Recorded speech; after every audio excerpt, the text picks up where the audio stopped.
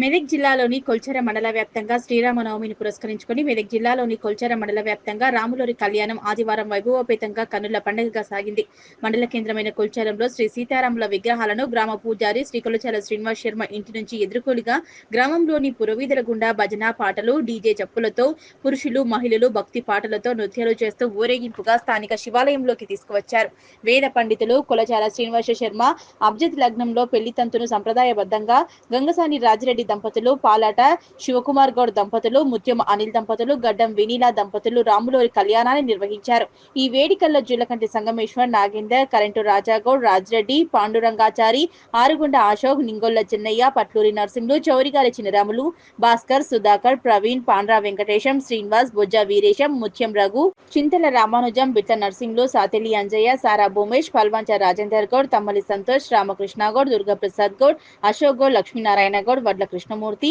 వనమాన అనిల్, శ్రీధర్, రాజంగారి మల్లయ్య, పెద్దాపురం అశోక్, తిమ్మన్నగారి సాకేత్, అలాగే పలువురు మహిళలు, సంఘమిత్ర యువజన సంఘం సభ్యులు పాల్గొన్నారు.